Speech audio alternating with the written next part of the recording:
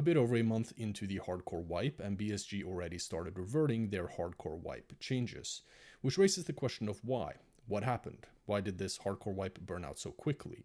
And what I really want to get at in this video, what are the actual consequences of a more hardcore Tarkov, and how does it affect the game and its player base?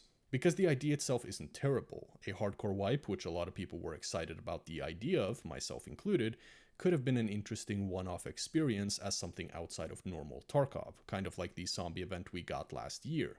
That's at least what I was hoping for, something new. But Tarkov is already a very hardcore game, and just like I and many others were concerned about, what if it's too much?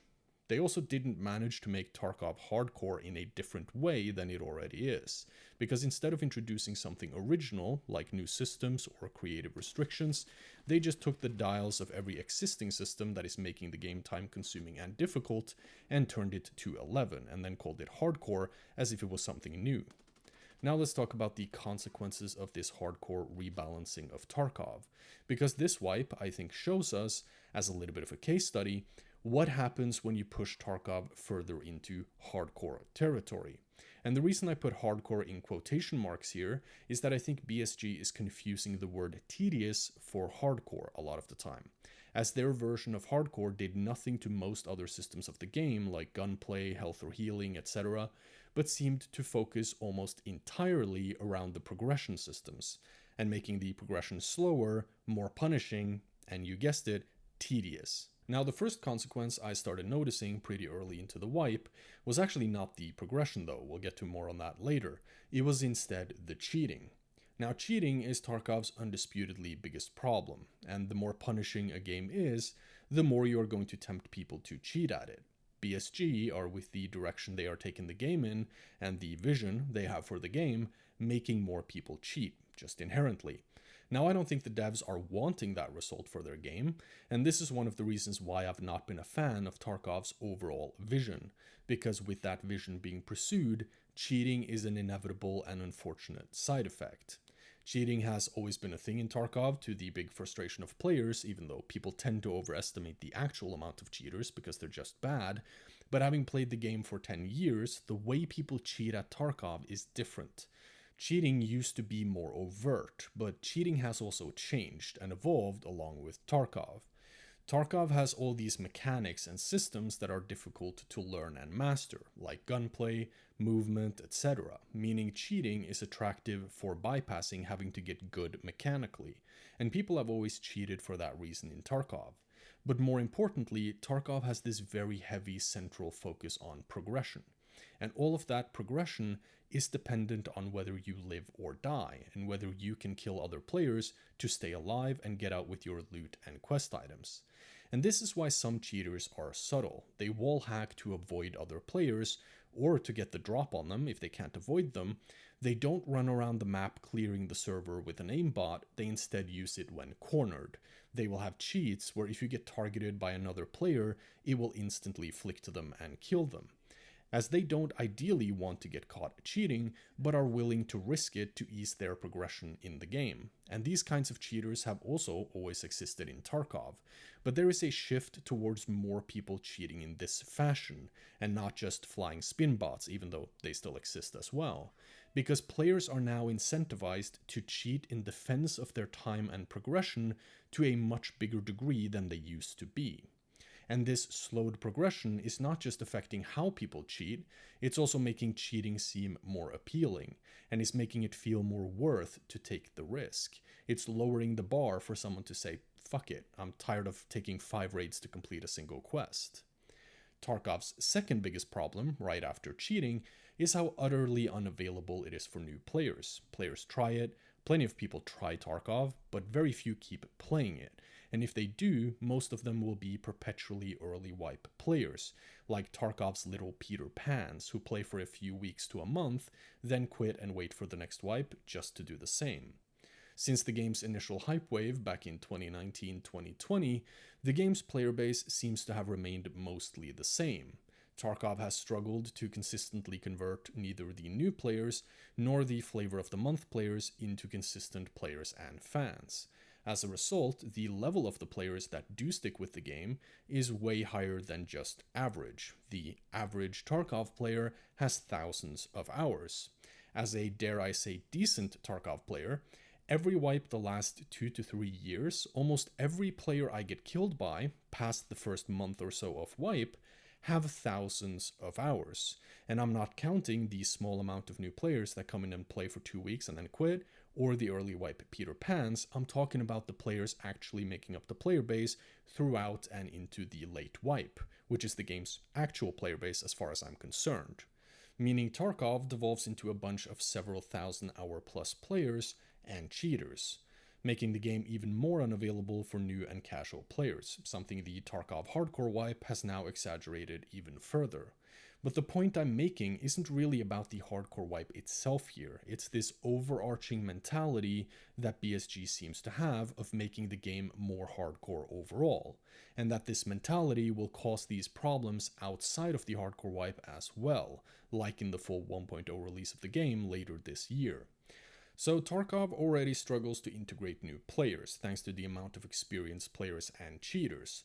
But if the game is also asking too much of casual players in terms of progression, and the game is balanced for streamers or the unemployed playing 8 to 12 hours a day, the game is going to lose the diversity of players and player skill, which is what made the game so good, thanks to casual players.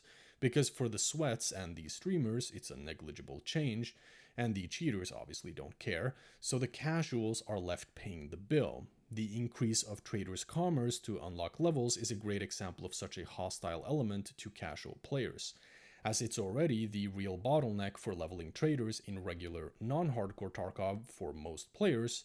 Level and rep you get from just doing the quests, and most players will have the level and the rep way before they have the commerce amount to unlock the trader levels. So in hardcore Tarkov, this is just exaggerated further, leading to people making videos about how to spend money on traders as effectively as possible, as people were completely stuck with trader commerce and leveling them up, even more than non-hardcore Tarkov. The progression being slowed and the game being more punishing as a result, I think also contributes to a third major problem. There are less and less players who play Tarkov, like we touched on earlier, but also that the people who still play are becoming more and more homogenous as players in terms of playstyles and metas. Tarkov is already a very slow game, and I get that some people like that and they want a more hardcore Tarkov because they like hardcore. It's tempting to want a game to just appeal to you and only care for what you like, but in doing so you will also drive away other players who don't share your exact preferences. In a game like Tarkov, this removes the diversity of different kinds of players and playstyles, which is important for the game to have its unique depth.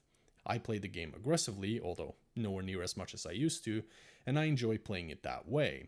But I would never want the game to just appeal to chads and people who play my way, and do away with rats entirely. The rats serve a purpose, they add tension and risk, and they add to the skill ceiling of my own playstyle, because then I have to know how to counter different players and different playstyles. Even though I would never play like a rat, and they are infuriating to get killed by, I would never want to play a Tarkov without them, because the more unique playstyles, the bigger the depth of the game.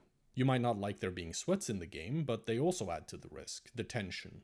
And how would you ever get better at a game if you never play against anyone who's better than you? Every kind of Tarkov player serves a purpose in Tarkov's little ecosystem, and removing a part of that would ripple and negatively affect every other player. Now this is important because people don't want to get punished and will change the way they play to avoid getting punished, basic psychology. And gear fear got effectively amplified during the hardcore wipe because it was more punishing to lose your gear. Losing quest items was more of a setback, loot was more important in general, so losing loot sucked even more, which resulted in people slowing down their gameplay to try and ensure their survival.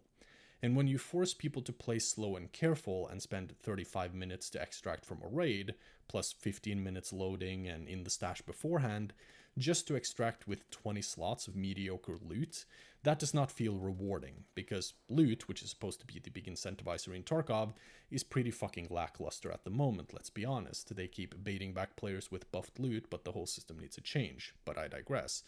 Slow and punishing hardcore gameplay works in a single player setting very well for the people that like it, in games like Stalker Gamma, for example, which is one of my favorite games ever. It doesn't work so well in a multiplayer extraction and loot based shooter, because you are playing with other people, and people will cynically take advantage of hardcore systems and play them to their favor. Obviously, as anyone would, you can't really blame them. And when the consequences are so costly as they are in Tarkov, it's a great way to make the cup runneth over for players and make the punishment feel so harsh that it kills the motivation to even play the game. It's a quick way to get people very uninterested in playing your game when they get shot in the side of the head from some guy in a corner for the 5th raid in a row, just because instead of the occasional player playing passively and ratting, the vast majority does. Tarkov hit a unique balance in their overall game design in the sense that they managed to balance good aspects from other games that they drew inspiration from into a very interesting new kind of game. And I like how Landmark put it, even though I'm paraphrasing here, that Tarkov sort of stumbled onto a magical formula for a game, and then gradually moved away from that magic towards what the game is today under some misguided vision. They also used to hit that balance in terms of game balance, because Chads and Rats, Sweats and Casuals, as the two different axes of the Tarkov playstyle compass, all balanced each other out, as the game had room for all these kinds of players and never appealed too much to one kind of player. Tarkov used to be open-ended in how you could choose to play the game, and I don't want to be overly dramatic or hyperbolic here, but they have over the last several years, even more so in this hardcore wipe, streamlined their game and forced it into a certain way of being played, ensuring that everyone effectively plays it the same way. And I think this, slowly but surely, is destroying the magic of Tarkov. Because if you appeal too much to the sweats will lose all the casuals that they can shit on. And you appeal too much to the casuals, and the game will inevitably have to start punishing anyone who enjoys the game and plays it a lot, or simply becomes uninteresting for them. You appeal too much to the rats, and the rats won't have any chads left to rat. Everyone is just going to sit in their own corner of the map, kind of like what is happening now. And you appeal too much to the chads, and the game becomes unbearable for new or less skilled players. A balance needs to be struck, as balancing too much in favor of one playstyle will result in an increasingly larger amount of the player base adopting only that playstyle.